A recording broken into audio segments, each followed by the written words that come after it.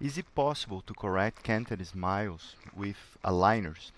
Is it possible to intrude posterior teeth with aligners? This is a question I receive a lot during my lectures, during my courses, and I would like to share some insights, some tips, and three important strategies that you can use to improve the predictability. Okay, because you are going to face a lot of times cases like these that we can see that the smile is canted, that we need to adjust these and correct by some intrusion in the first quadrant and some extrusion in the second quadrant, but in this case mostly by intruding the first quadrant. As you can see here, okay, we have around let me measure here for you, around 1.2 in terms of intrusion.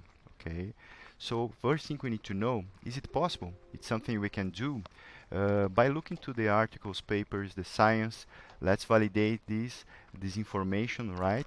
So we have this here, a very interesting article that I like to use a lot from Weir, Australian doctor, okay, and he reviewed all kinds of movements, and he created a table that I'm going to increase here for you, explaining for us what are the movements that are predictable, moderate, or difficult.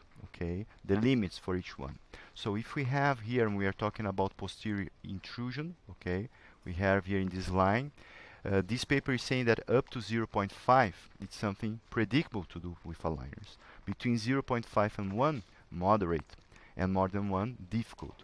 Okay, so using these, and I agree with these numbers, okay, using these as a reference and going back to our case, we had here 1.2, which is difficult, okay, so we need to understand how to solve it, okay. So this case, I'm going to bring the clean check here, okay, where the same design you saw there in white here, we have with DSD the transparent blue, and we have an important intrusion to accomplish, okay. So my tip number one, when we need to intrude a group of teeth, the first goal and the first thing we need to have is anchorage. Okay, so we need to create a special staging, a sequential movement strategy. So we always will have a group of teeth being used as anchorage while we are intruding one, mostly two teeth at the same time. Okay, so here as you can see, as I move here, we started intruding the second molar, and then we start the first molar, and then the second premolar, to just then the first premolar.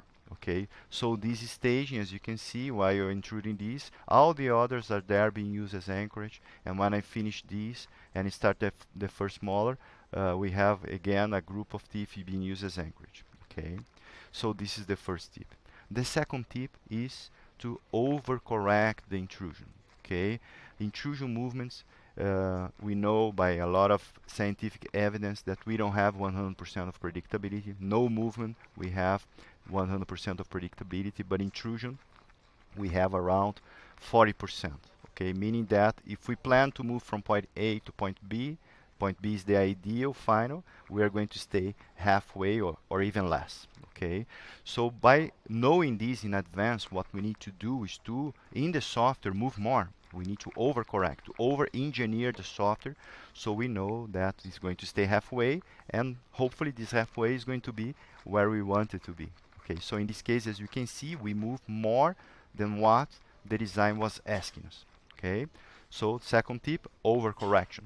And now the extra ingredient for our secret sauce to achieve successfully intrusions with aligners is the use of skeletal anchorage, which we use for this case. Okay, so here let me remove the design for a while, and let me bring the STL file that we took to check the actual situation after the first set of aligners. And this is how much we intruded in one set. Okay, is if we compare here initial and final position, we actually intrude even a little bit more than what we planned initially. Okay, so this overcorrection, the sequential movement, and the skeletal anchorage that you can see here, the TADs. Okay, we used two TADs, one buccal, other palatal, so the patient could use a elastic from one to the other to promote this intrusion force, helping the overcorrection, helping the sequential movements and helping the force system that we implement in the plastic to achieve this intrusion. Okay, by removing the original model and bringing back the design, we can see that we achieve the amount of intrusion that we wanted in one set of aligners, improving a lot the smile for this patient. Okay, so this is the tip I would like to share with you to correct canted smile to achieve with predictability our goals when we need to intrude. Hopefully you can use for your cases, and I hope to see you soon in a congress and a lecture for us to discuss more cases. Okay, see you, bye bye.